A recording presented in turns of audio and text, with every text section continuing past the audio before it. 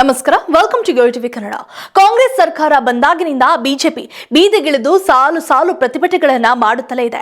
ಈಗ ಬೀದರ್ನಲ್ಲಿ ಟೀಮ್ ಕಟ್ಟಿಕೊಂಡು ಹೋರಾಟಕ್ಕೆ ಮುಂದಾಗಿದೆ. ಆದರೆ ಇದುವರೆಗೂ ನಡೆದ ಯಾವ ಹೋರಾಟಗಳನ್ನ ತಾರ್ಕಿಕ ಅಂತ್ಯಕ್ಕೆ ಒಯ್ಯಲಾಗುತ್ತಿಲ್ಲ ಎಂಬುದು ವಿಪರ್ಯಾಸ. ಇಲ್ಲಿ ಪ್ರಿಯಾಂಕ್ ಖರ್ಗೆ ಅವರನ್ನ ಮೇನ್ ಆಗಿ ಟಾರ್ಗೆಟ್ ಮಾಡಲಾಗುತ್ತಿತ್ತು. ಅಪ್ಪನಂತೆ ಮಗ ಹೆಸರು ಉಳಿಸಿಕೊಳ್ಳಲಿಲ್ಲ ಎಂದು ಬಿಜೆಪಿ ನಾಯಕರು ಅಣಕಿಸುತ್ತಿದ್ದಾರೆ. ಹಾಗಾದ್ರೆ ಈ ಪ್ರತಿಭಟನೆಯ ಉದ್ದೇಶ ಏನು ಎಂಬುದನ್ನ ಈ ವರದಿಯಲ್ಲಿ ತಿಳಿಯೋಣ.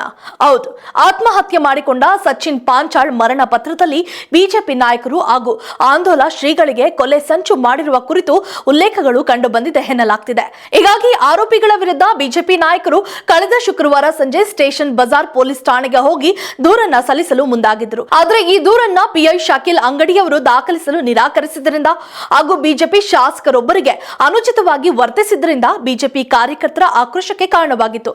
ಅಂದಿನಿಂದ ಶುರುವಾದ ಪ್ರತಿಭಟನೆ ಕಾವು ಇಂದು ಬೀದಿಯಲ್ಲಿ ಪ್ರಿಯಾಂಕ್ ಖರ್ಗೆ ಅವರ ಭಾವಚಿತ್ರಕ್ಕೆ ಚಪ್ಪಲಿ ಏಟು ನೀಡಿದ್ದಾರೆ. ಈ ಬಗ್ಗೆ ಮಾತನಾಡಿದ ಆರ್ ಅಶೋಕ್, ಸಚಿವ ಪ್ರಿಯಾಂಕ್ ಖರ್ಗೆ ಹೆಸರು ಮೃತ ಸಚಿನ್ ಅವರ ಡೆತ್ ನೋಟ್ ನಲ್ಲಿದೆ. ಸಚಿವರ ಅಪ್ಪನೇ ಸಾವಿಗೆ ಕಾರಣ. ಆದರೆ ಎಐಸಿಸಿ ಅಧ್ಯಕ್ಷರ ಮಗನಾದ ಕಾರಣಕ್ಕೆ ರಾಜೀನಾಮೆ ಪಡೆಯದೆ ಸಿಎಂ ಸಿದ್ದರಾಮಯ್ಯ ಗಡಗಡ ನಡುಗುತ್ತಿದ್ದಾರೆ ಎಂದು ಟೀಕಿಸಿದ್ದಾರೆ. ಕರ್ನಾಟಕ ರಾಜ್ಯ ಸರ್ಕಾರದ ಒತ್ತಡ ತಾಳಲಾಗದೆ ರಾಜ್ಯದ ಸರಣಿ ಆತ್ಮಹತ್ಯೆ ನಡೆಯುತ್ತಿದೆ. ಅಧಿಕಾರಿಗಳು ಆತ್ಮಹತ್ಯೆಗೆ ಮುಂದಾಗಿದ್ದು ಇದು ಕೊಲೆಗಡುಕ ಸರ್ಕಾರವಾಗಿದೆ. ಗೋ ರಕ್ಷಣೆ ಎನ್ನುವುದು ಭಾರತದ ಸಂಸ್ಕೃತಿ.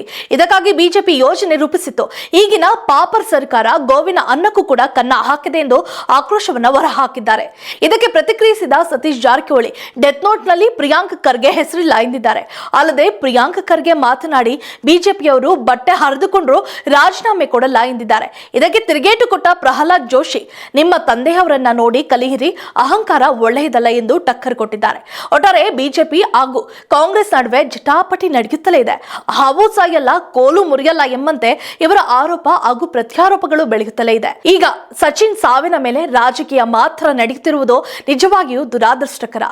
If you like this video, ಬೇಗ ಲೈಕ್ ಮಾಡಿ, ಕಾಮೆಂಟ್ ಮಾಡಿ, ಶೇರ್ ಮಾಡಿ ಹಾಗೂ ಯೋಯೋ ಟಿವಿ ಕನ್ನಡವನ್ನು ಸಬ್ಸ್ಕ್ರೈಬ್ ಮಾಡಿ.